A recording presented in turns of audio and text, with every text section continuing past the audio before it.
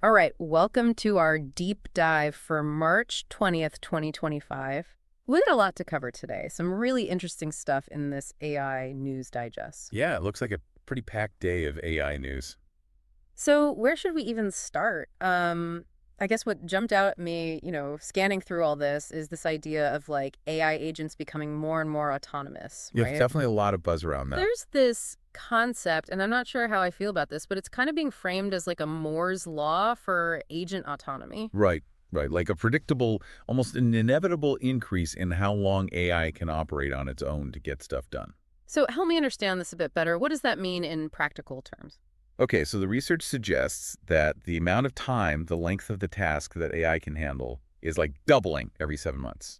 So to track this, they've introduced a new metric. It's called the 50% task completion time horizon. Okay, that's a mouthful. Yeah, maybe not the most catchy name. But what does it actually measure? Basically, it's the amount of time a human would typically take to complete a task that, at this point, AI can complete with a 50% success rate. Okay, so like a benchmark against human performance. So where do things stand right now with this whole time horizon thing? Well, the data shows that top-tier models, ones like Claude 3.7 Sonnet, they're sitting at around a 50-minute time horizon. 50 minutes. Yeah, based on a combination of like standard benchmark tasks and then some newer, shorter tasks as well. So saying those models can successfully complete tasks, roughly half the time, that would usually take a human about 50 minutes to do. That's actually pretty impressive when you think about it. 50 minutes of like solid work that an AI can handle pretty reliably already. It is, and it's only going to get, more impressive from here, supposedly. If we follow this trend, this doubling every 7 months, the Mm. projections are saying AI could be doing a full day of autonomous work, like around 2028. 2028, so like just 3 years from now, an AI could manage a whole workday. Right. Think about the implications for, productivity, how businesses operate. It's pretty huge. Definitely a lot to unpack there, from, the practical side to the whole ethical considerations, right? Absolutely. And the projections go even further out, with all the usual caveats. Yeah. By like late 2029, they're saying we might see AI that can manage a full month of autonomy. Oh, month. Yeah, although there's a wider margin of error on that one, plus or minus a couple of years. I mean, Mhm. you have to factor in things like, human working hours and just the sheer complexity of maintaining that kind of focus for so long. But that's a whole other level of like AI cognition almost. Right. It's not just about AI doing tasks for longer. It's almost like a different way of thinking about work. Like imagine AI agents handling whole phases of a project, managing complex systems without needing any human intervention. Yeah, it's mind-blowing, it's exciting, but it's also a bit, you know, A little unnerving. a little unnerving. Yeah. Definitely something we need to keep a close eye on. So moving on, we saw a mention of Cosmos Transfer 1, but it seems like the details on that are still pretty sparse. Yeah, that's right. It popped up in the context of the DPO algorithm from those GPU mode discussions. DPO. Rings a bell, but remind me. So we don't have a ton of info on Cosmos Transfer 1 itself yet, but it seems to be tied to the performance of this DPO 032B model. Okay. And how did DPO 032B do? It actually beat DeepSeek R10 Quin32B on the AM 2024 benchmark, hit a score of 50. And that's a pretty tough mathematics competition, so that's a big deal in terms of like showing progress in mathematical reasoning. 50. That's a solid score on the M for sure. What's special about this DPO algorithm, though? Well, the interesting thing here is it was trained using this more advanced technique called zero-shot reinforcement learning. Hmm. And it was trained directly from the Quin32B pre-trained model. So it basically learned how to do well on the MA benchmark without being given specific examples of how to solve those exact types of problems. So like a more generalized learning approach. Exactly. And what's really cool is that they've open sourced everything. The algorithm, the code, the data set, the verifier, the model itself, all out in the open. Well, that's fantastic. The more transparency and collaboration we have in the AI field, the better, right? Absolutely.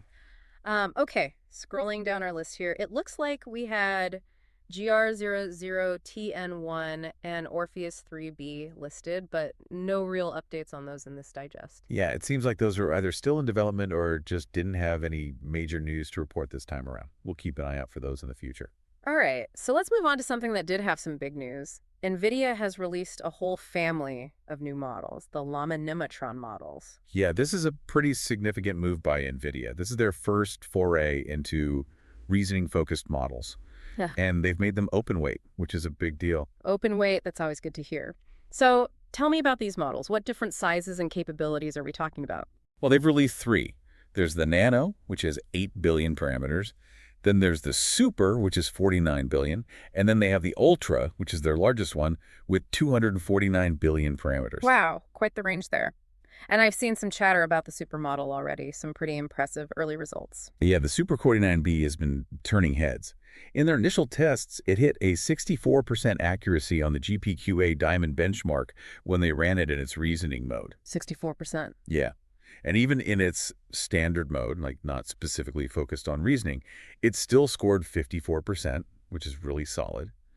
And that GPQA Diamond benchmark is known for being pretty tough. It's not just like simple question answering, right? It requires actual reasoning and understanding across different topics. Exactly. So getting a 64% there in reasoning mode, it really shows that they're serious about making this a model that can think things through. And to support all that, they also released a big new data set, right?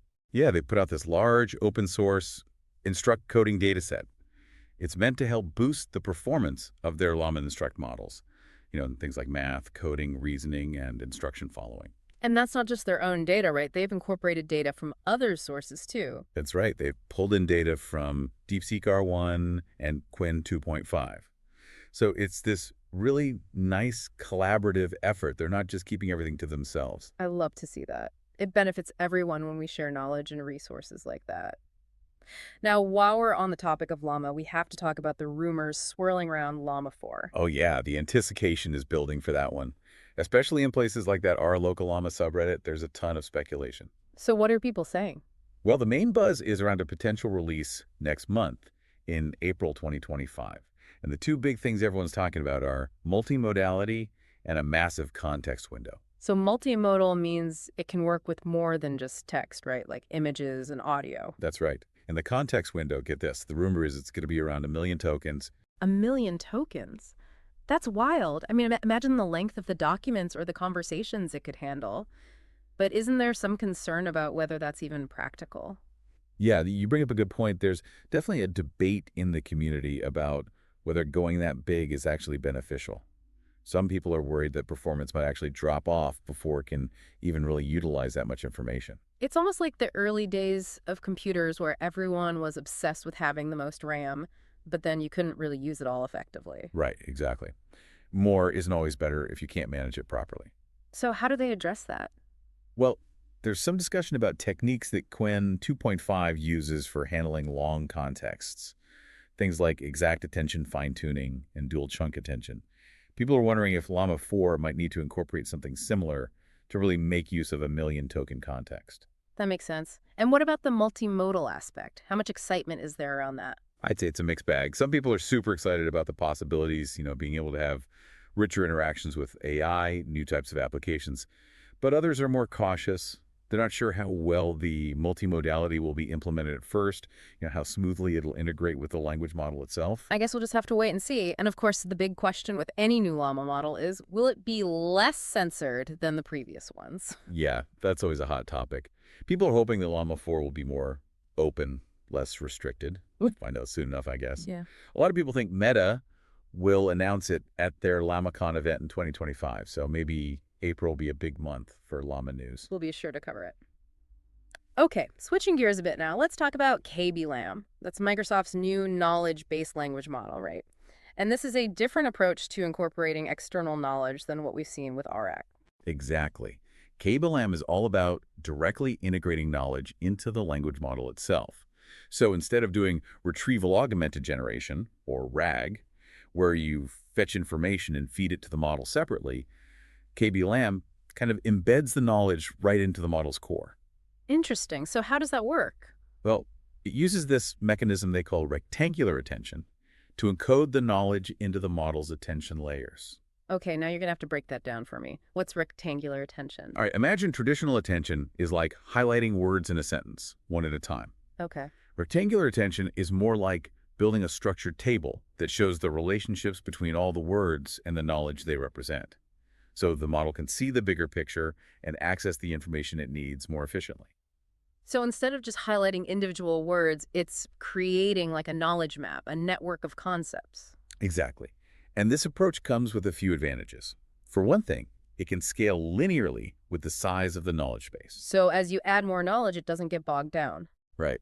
It can handle huge amounts of information. They're talking about processing over 10,000 knowledge triples on a single GPU. That's a lot of knowledge. It is. And this efficiency also has the potential to make the model more reliable and less prone to hallucinations, which can be a problem with RAG systems. Because with RAG, you're relying on retrieving the right information, and sometimes you might not get the best match. Yeah, exactly. And sometimes the retrieval process itself can be computationally expensive. Yeah. With KBLM, the knowledge is right there, integrated into the model. It's like having a library built into your brain. That's a great way to put it. And there's this really interesting discussion going on about whether this KBLM approach could lead to smaller, more efficient models overall. How so? Well, the idea is that you might be able to have a smaller core model that's focused on general intelligence, and then you inject specific knowledge as needed. So instead of having one massive model that knows everything, you have a smaller, more adaptable model that can tap into different knowledge sources. Exactly, kind of a modular approach. And another thing that people are excited about is the potential for dynamic updates. Meaning you can change the knowledge base without having to retrain the entire model. Yeah, that's the idea, which is a big deal because retraining can be very time-consuming and resource-intensive. So KBLAM, definitely one to watch. It's really pushing the boundaries of how we think about knowledge and AI. Okay, last but not least, we saw a mention of this concept of the model is the product. It popped up in a discussion on the Nost Research AI Discord. Yeah, that's an intriguing idea. They were talking about it in the context of NVIDIA releasing that open source coding dataset. So how does that tie into the model is the product? Well, this specific article wasn't discussed in detail, but its mention in this context suggests a shift in thinking about the AI industry. Like, what's the core value proposition? Exactly. It's like companies are starting to realize that the model itself, and maybe even the data used to train it, are becoming the most important assets, not just tools to power some other service. So NVIDIA open sourcing that data set. It's not just about being generous, it's about strengthening the ecosystem around their models. Right. It's about making those models more attractive and widely adopted. So the model itself becomes the product, not just a component of something else. Yeah, that's the idea. And it has implications for how AI companies make money, how they innovate. It's a fascinating shift in perspective. So as we wrap up this deep dive into the AI news, what's your biggest takeaway from all of this? What are you most curious to see unfold in the future? For me, it's the combination of these increasingly powerful models with the push towards greater agent autonomy. That's really what's capturing my attention. Like the idea that AI could soon be handling much longer, more complex tasks completely on its own, that's potentially transformative. Yeah, it's a big deal. It makes you wonder, what impact will this have on our work, on different industries? What will the role of humans be in this new landscape? Big questions to ponder. Thanks for joining me on this deep dive. Till next time. It's been a pleasure. See you then.